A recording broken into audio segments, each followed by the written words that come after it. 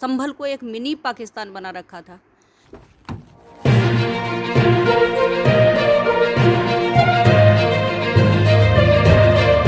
के आधार पे चलना है, वो हिंदुस्तान छोड़ के पाकिस्तान जाए।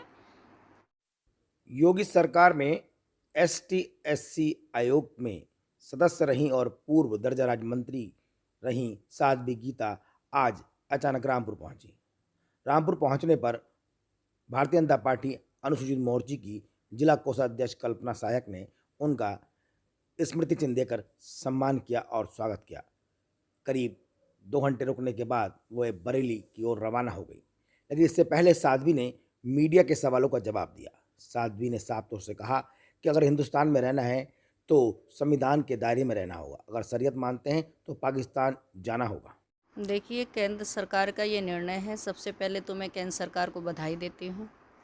जो वक्फ बोर्ड में जो संशोधन किया है, ये बहुत पहले हो जाना चाहिए था। जिस तरीके से वक्फ बोर्ड के नाम पर जो अपने निजी धंधे मुस्लिम समाज के लोग करते थे, उसको ख़त्म करने का काम केंद्र सरकार ने किया है और हम केंद्र सरकार को बार बार इस कार्य के लिए बधाई देते हैं, शुभकामनाएं देते हैं।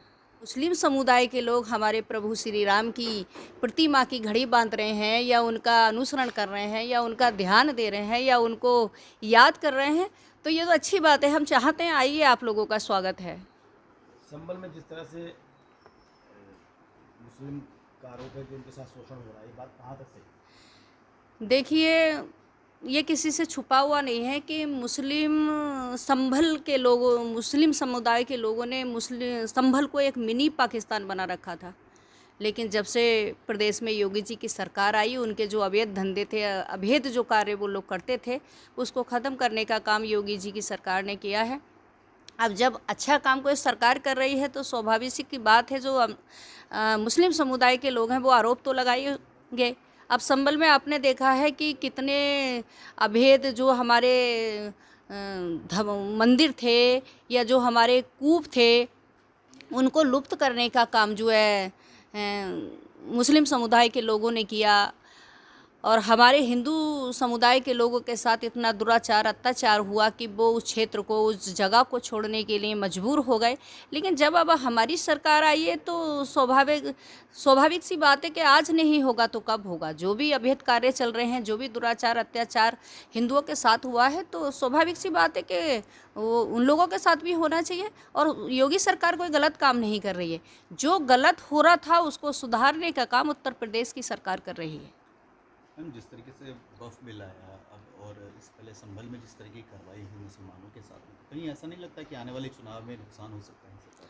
देखिए, भारतीय जनता पार्टी सबके साथ, सबके विकास को लेकर जो कार्य कर रही है और जो भी जन कल्याणकारी योजनाएं देश में, प्रदेश में माननीय योगी जी और मोदी जी के नेतृत्व में चल रही है, वो किसी समुदाय के नाम पर योजनाएं नहीं चल रही। हमारी योजनाओं का लाभ हिंदू, मुस्लिम, सिख, ईसाई सभी धर्मों को दिया जा रहा है और सर्व समाज हमारे साथ है।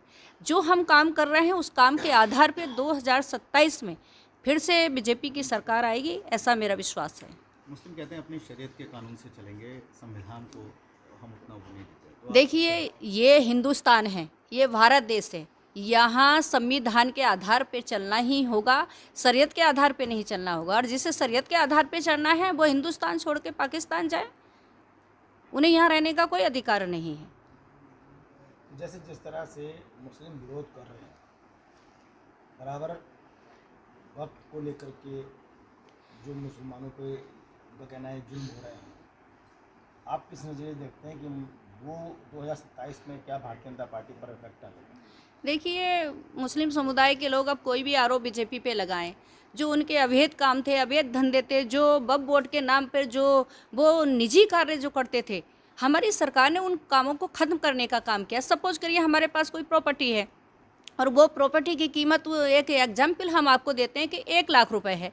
आप उसकी कीमत 1 लाख रुपए थी, आप 2 रुपये उस चीज़ देने का उसको काम कर रहे थे, तो इसमें सरकार का नुकसान हो रहा था ना। जो चीज़ की कीमत जितनी हो उसका दाम हमें मिलना चाहिए। तो सरकार ने अच्छा कार्य किया है, सबको स्वागत करना चाहिए, मुस्लिम समुदाय के लोगों को भी स्वागत करना चाहिए। ये बेकार की बदनाम करने वाली बात है, क्योंकि मुस्लिम समुदाय के लोगों के पास कोई मुद्दा तो है नहीं, तो वो सरकार को बदनाम करने का काम कर रहे हैं। सरकार सबके साथ सबके विकास को लेकर जो काम कर रही है वो किसी से छुपा हुआ नहीं है, और सरकार जो कर रही है वो बिल्कुल सही हो रहा है। अच्छा, कई सारी सरकारी संपत्तियों पर वक्फ ने अपना कब्जा जमा रखा है, तो क्या वो संपत्तियां वापस सरकार में दर्ज की जाएंगी? बिल्कुल बिल्कुल, जिन संपत्तियों पे वक्फ बोर्ड ने जबरन अपना कब्जा कर रखा था, सपोज करिए हमारे पास 1 बीघा ज़मीन है, उस 1 बीघे के ज़मीन के आधार पे हमने गरीबों की ज़मीन को अपने वक्फ बोर्ड के अंडर में ले लिया, तो ऐसी ज़मीनों पे जो अवैध कब्जे वक्फ बोर्ड ने कर रखा है, सरकार उन कब्जों को हटाने का काम करेगी, और उसका जो है रिज़ल्ट बहुत जल्दी आप लोगों के सबके सामने होगा। हम सबको सरकार का स्वागत करना चाहिए ऐसे शुभ कार्य के लिए। अच्छा, एक आखिरी सवाल है, इस समय बहुत अफवाह चल रही है केशव प्रसाद मौर्य जी और योगी जी को। देखिए, ये संगठन का निर्णय होगा, और जो भी मानिए योगी जी बहुत अच्छा काम कर रहे हैं, और जब से योगी जी आए हैं मुझे लगता है प्रदेश की दिशा और दशा दोनों बदलने का काम मानिए योगी जी ने किया है। आज अब देखिए हमारी बहन बेटियां, कानून व्यवस्था इतनी सख्त हुई है, आज हमारी बहन बेटियां खुलेआम कहीं भी जा सकती हैं। दूसरा, प्रदेश में चोरियां बिल्कुल बंद हो गई हैं, गुंडा राज बिल्कुल ख़त्म हो गया है। या तो गुंडे जेल के अंदर हैं या फिर अपने जो है बिल में अंदर जाकर छुप गए हैं। नमस्कार, मैं हूं रवि सक्सेना। अगर आपको मेरी ये वीडियो अच्छी लगी हो तो आप सब्सक्राइब और लाइक जरूर कीजिएगा, और हाँ, हमें सब्सक्राइब और फॉलो करना ना भूलें ताकि आपसे कोई नया अपडेट छूट ना पाए। जी हाँ, आप ध्यान रखें, हमारे साथ जुड़े रहिएगा रुहेलखंड समाचार पर, और ये बेल आइकन को जरूर दबाते रखिए।